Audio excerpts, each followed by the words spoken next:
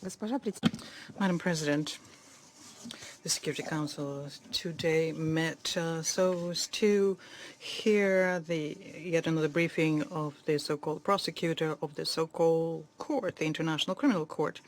This body yet once again shows its disrespect for the Council when it sends, under the guise of investigation reports, empty pro forma documents.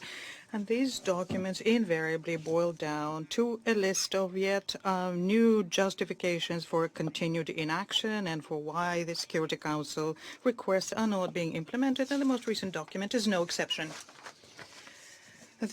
The court is a highly politicized institution. It has nothing to do with rendering justice, and the ICC is not implementing Security Council Resolution 1970 as its main task in Libya, was something that it has already carried out in 2011. A question was voiced yesterday about the tangible contribution of ICC to Libya. Well, let me recall when the situation when the contribution was made. Serving the interests of the collective West, ICC became a fully fledged co-participant of the NATO military aggression against Libya. The crusade of the US-led coalition against this formerly flourishing country resulted in complete destruction of its statehood, in a prolonged civil war, which sometimes subsides, sometimes flares up, but it took and is taking hundreds of thousands of lives of ordinary Libyans. Libya has greatly suffered economically, and it has been thrown back for decades.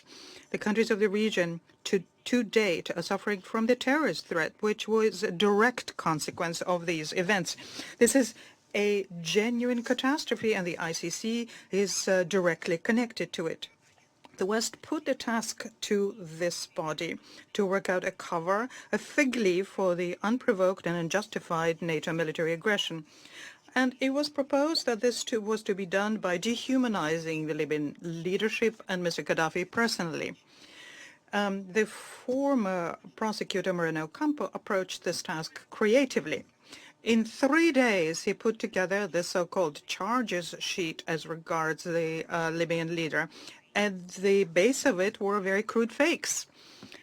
And the first one had to do with Viagra being provided to those units which were attacking Tripoli so as to stimulate their potential to conduct mass rapes. The second one, were the mysterious dark-skinned mercenaries to carry out atrocities which regular army was incapable of.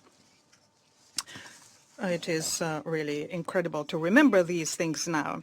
The Internet to date has the statement by the ICC prosecutor who effusively and with no shame talked about these horrors with the UN building in the background. And as we know, these accusations turned out to be basic lies. They were refuted even by Western NGOs. A scandal was brewing. It was necessary to put it out, and for this purpose, the ICC very quickly put together an internal investigation commission. But the outcome of the Commission's activities or the people who were made to bear responsibility for false accusations, we know nothing about these. As a result, the country is destroyed, its leader killed without trial, and no one's held accountable. Well, it would seem that the fakes in the ICC self-arose in the best traditions of highly likely. Now, what happened after this shameful initial statement about Gaddafi? We know that very well. We have been hearing for 12 years in Security Council the reports on why the ICC is doing nothing. Having carried out the task set to it by the West, the ICC under this country dossier moved on to a very limp imitation of investigation and judicial activity. The statements about so-called secret arrest warrants are a very good illustration of this practice. The military crimes committed by NATO during the incursion of this strictly defensive alliance into the Arab Jamahiriya were of no interest to the ICC because they were not going to go against their masters.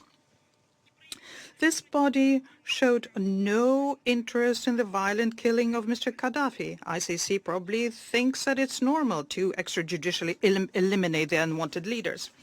Overall, the situation in Libya has showed very clearly that the so-called ICC justice has the on and off switch.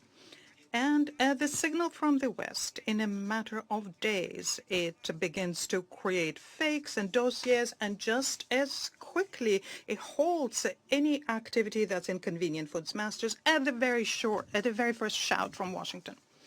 For example, all the United States had to do was introduce sanctions against the prosecutors of the ICC. As soon as I was done, the preliminary study of military crimes committed by the Americans, British, and other UN nationals in Afghanistan and Iraq stopped. So we have hundreds of thousands of lost civilian lives, and no one's responsible. I see a true champion of sweeping things under the carpet. Our briefer today, the UK National Con, invented a special term for that, deprioritizing. Playing with words, generally speaking, is an Anglo-Saxon favorite. Why talk about shielding anyone when you can simply call that deprioritizing and just simply forget about that? That's very convenient. And this is probably a very good illustration to understand who really determines the priorities of this puppet court and its pet prosecutor. And that is precisely why we are not surprised by the decade-long imitation of activities on what was referred to the ICC by Security Council, namely the situation in Libya and Darfur. The political goals have been accomplished, and justice is not something that it was ever interested in. And the ICC is far too busy now. It has received a new task from the collective West and is diligently working through it the best it can, through crude fakes, through putting forward groundless, insolent, and amoral and inhuman accusations. Using the cannibalistic logic of Mr. Khan, the children in the area of conflict should just simply be thrown against the line of fire.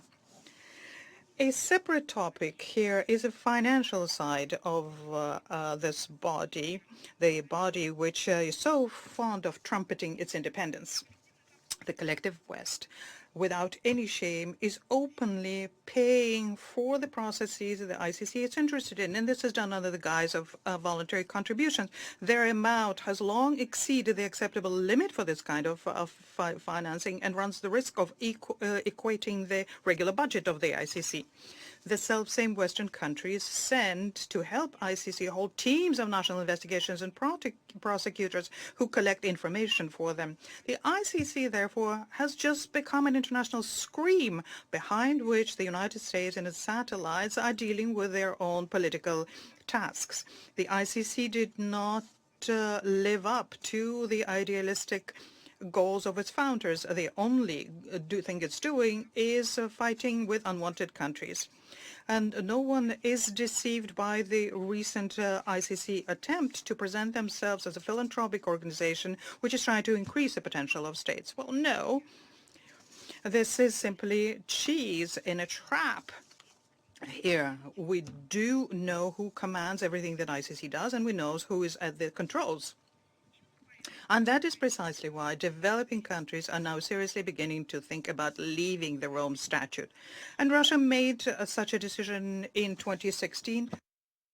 We withdrew our signature under the statute and said that we have no intention of becoming party to it. And we call on other countries as well who do not want to fund this show to follow suit. We know for a fact that many states have long not had any illusion about this unjust and politicized body. The United States under ICC continue deceiving, but it's becoming increasingly obvious. They were the first one to officially deposit a notification that they had no intention of ever becoming a party to the Rome Statute and concluded many agreements about non-extradition of their nationals to the ICC. We recall the American statements here in Security Council on ICC issues before the notorious deprioritization named Mr. Khan, and they were always accompanied by the statement that the ICC jurisdiction does not apply to the nationals of states which do not participate in the Rome Statute. And it's difficult to disagree with the United States here. But the U.S. In a very timely manner changed their position and now support the prosecution by ICC of nationals of third countries not parties to the Rome Statute. Apparently, this means when they're not U.S. nationals or U.S. ally nationals. As is well known, the U.S. to date has enacting and never canceled, despite the political estimation of the current administration, a law on the ICC. This act is very well known in legal circles. It's called the Hague Invasion Law. It's not only bans any cooperation with ICC, but also allows for the use of any means, including force, to free the Americans detained by the court. So we end up with a situation where the United States are not subject to the ICC jurisdiction, but others cannot leave the Rome Statute. But this is not something that can work forever. The developing countries will throw off the yoke of the ICC, and the ICC will find its pride of place in the dust heap of history. As a good example of what the loftiest aspirations of the international community could become if they are crushed under the principle of political desirability.